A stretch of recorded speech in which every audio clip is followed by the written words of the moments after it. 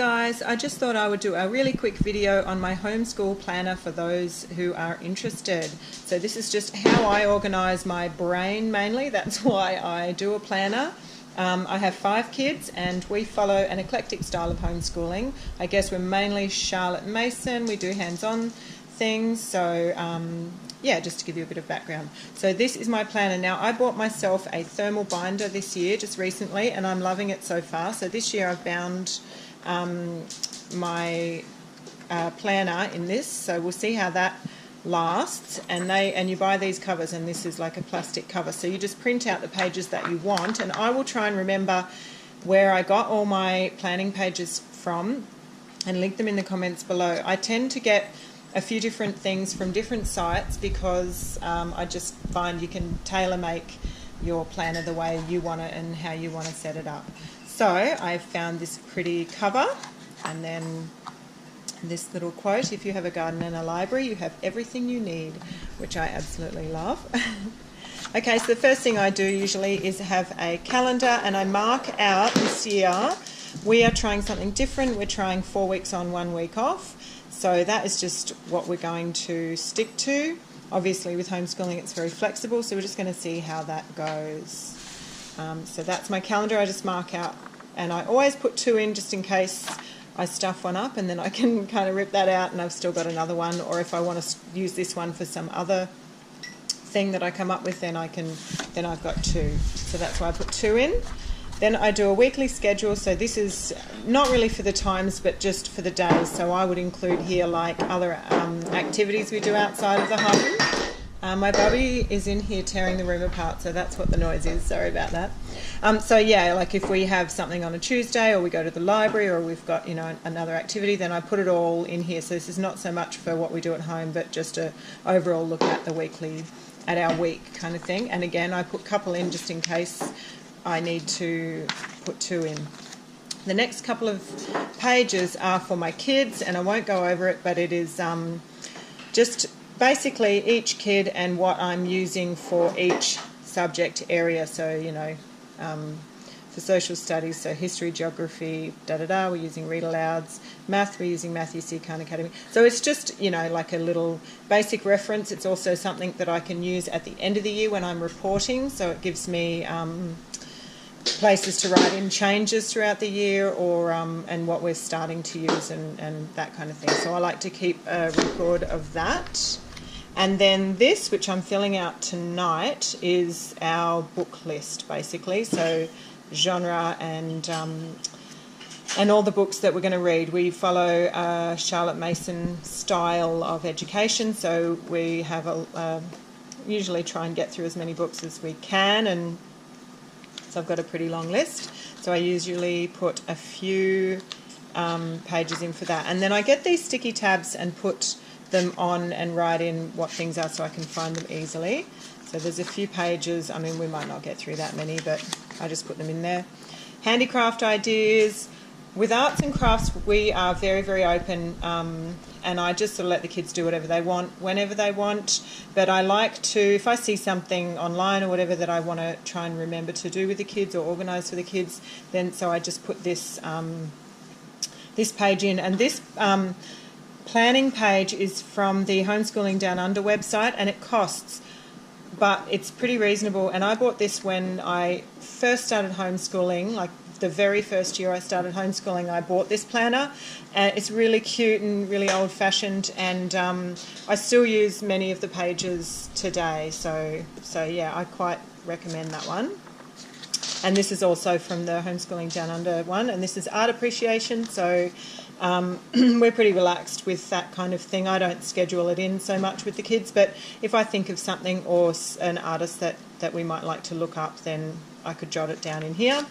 And same with music appreciation.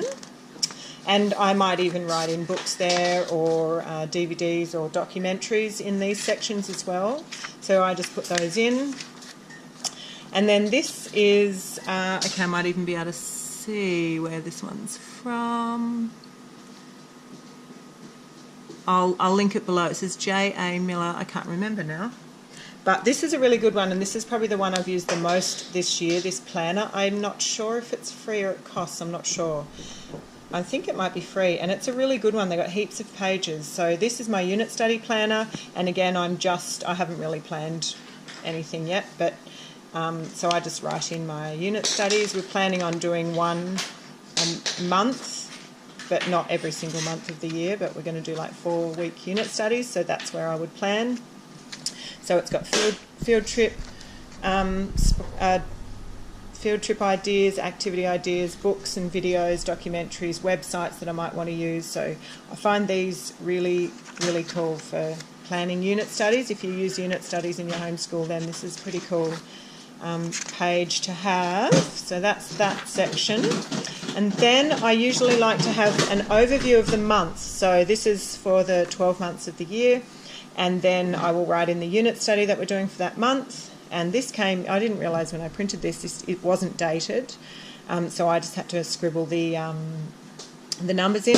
But each month we might do an excursion, so I can write that in here, and any other sort of things that I want to write in for a month in view type thing. So I've got a month in view, and then I don't do daily, but we do weekly. Bubby, what's happening? So this is weekly. Now mine tend to stay fairly empty because we follow a pretty similar routine most weeks. So I definitely don't use the times very often, but roughly what time we might start and any specific activities I might want to put in for that week, or any extra activities outside the home that I want to write in. And I bookmark this and I keep this current. So say I might just flick this open and see for that week, like on a Sunday night, and see what things I've written in, and if there's nothing, then I know it's just kind of like a normal week. And sorry about the lighting if this is bad lighting. It's kind of I've got the aircon going and the lighting's a bit weird in here. Okay, so my week in view is that one, and that's again from that same website, so I'll link that below.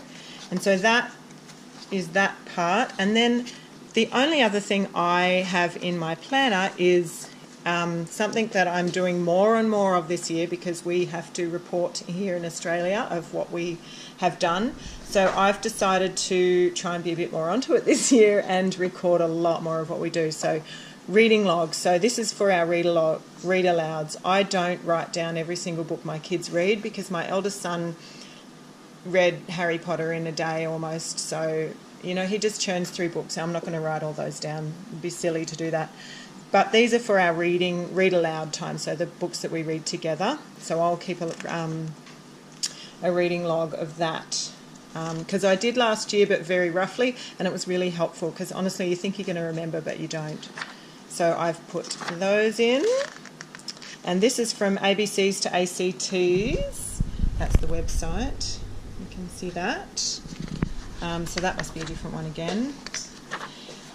Extracurricular activity log. So this is from the other website again, and this is going to be for, say, if we go to the museum, if we go to Australia Zoo, or if we do anything like that, then I can write it all down here, and it can be something to look back at over the year and see all the extra things that we got up to.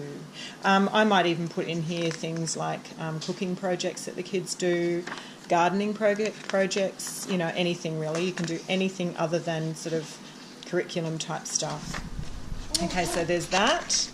And then at the end, there's an online learning log, which I thought was a cool addition, because my eldest son does a lot of Khan Academy and a lot of, he's starting to do more and more online activities, and it's hard to remember everything that he's done, I've personally found. So I am going to be more onto writing all of those things down this year. And also, if you've got a child learning to read, then you might like to jot down quickly, how much time they might learn, use, like Reading Eggs or one of those types of programs, and it gives you a bit more of an idea of, at the end of, where they were at and what they did. So that is that section, and I've just noticed my pages are loose here, so that's not cool. And that is the online learning log. And I think, and then there's a field trip log, so that is a different thing altogether. So field trip logs that we do over the year. And that is my planner, and I'm sorry this ended up being like a 10-minute video, but if you have any questions, please let me know, and I hope you found this video helpful. Thanks so much for watching. Bye.